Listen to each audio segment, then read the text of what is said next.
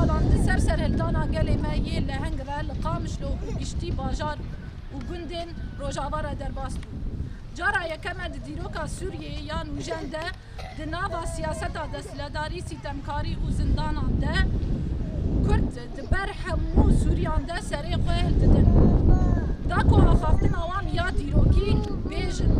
ناجبو دستلداری و تبلیغیات ناورا پیکاته این یک گلیده. ایدی ببی یکی سینوری ترسید هشمندی آمروی کردش کست که ببه پیشنگ جهامو آزادی خوازین سوریه را. تکوشین آخوادش جبو جیانا قربت و وینا آزاده. وکه همو جاران جی تکوشین آگلی ما کردین سوری تکس کرن که او پیکاته کرسن جی پیکاته این سوریه. هر وها ما پیمان ایدی روکی لسر بی خاکی هیا و تکوشین آمان لگوری یاسا و زاگون آن راویه.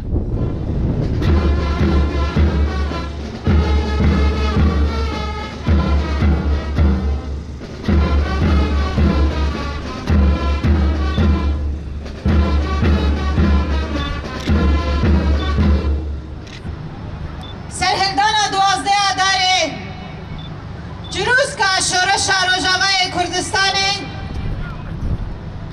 گو به حدث کی دوی استاد دست بکن بلیستوک کی هف بش دناف جوانن باکر و روجلند سوری گو خواستن دوی لیستوک ده براتیا گلا بیت بینن لی دست هندار رژیم آباس بره و گوهراندن کلن کلا خوینه استاد دوازده داری رغمی وی بر خدانیا گوچه بو شهیدن لفه ملعبه شهید کتن جوانن به مشهد جنازه دوازده داری شهید کتن بر خدانا گل زندان سوریه چه بو بر خدانا گلمه تکوشینا جنا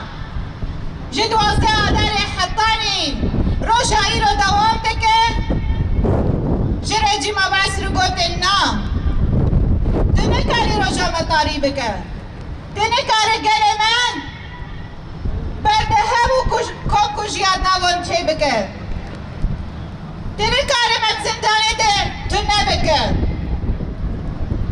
دنه کاری گله کرد نبکه ده چه ماجه رموزه مال كردي ترسه يرجع لالي الى منتخب دير الزور الى جهه اليمين يفكر بالعرضيه هنا العرضيه ولكن الدفاع بالشكل السليم ترجع للمرتده الى جزراوي يا سيدة الذي ستظل خالده دائما وابدا في اذهاننا. احبائي الكرام كما ذكرت لا يهم من سيفوز في هذه الليله وفي هذه المباراه، المهم هذه اللفته الجميله، المهم هذه اللفته الرائعه.